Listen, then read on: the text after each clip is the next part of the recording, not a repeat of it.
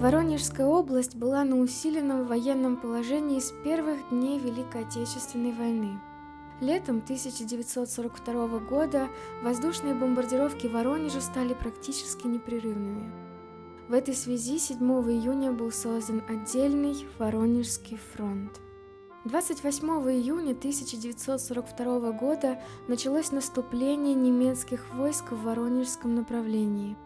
Эта операция получила кодовое название «Blau» – «Синяя». На эту операцию германское командование выделило значительные ресурсы, так как взятие Воронежа означало решающий успех немецко-фашистских войск в летней кампании 1942 года. Бои за Воронеж длились долгих 212 дней.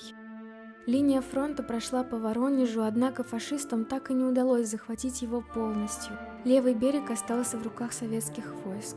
Фашисты не смогли взять и важный северо-восточный сектор города с центром в районе Схи.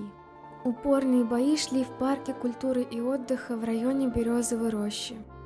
В августе 1942 года советские воины заняли важную стратегическую позицию на Чижовском плацдарме и удерживали ее до решающего наступления Красной Армии и полного освобождения Воронежа.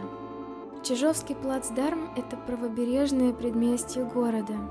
Советские воины стояли насмерть до полного освобождения и отбили город у фашистских захватчиков, превосходящих силы советской армии. В битве прославился сводный отряд народного ополчения, который в основном состоял из воронежцев. Бои за Чижовку вошли в историю сражения за Воронеж как образец величайшего мужества и героизма советских воинов.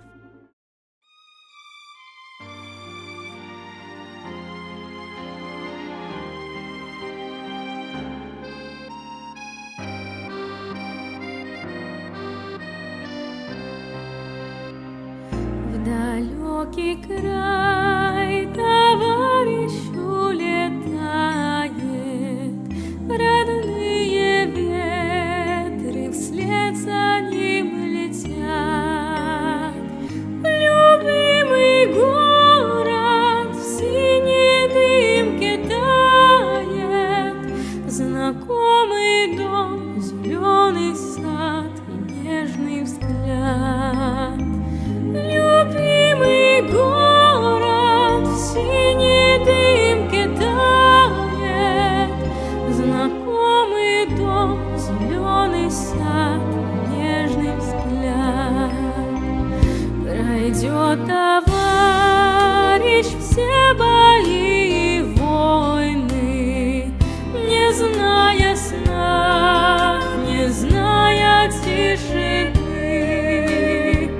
Любимый город может спать спокойно и видеть сны, и зеленеть среди весны.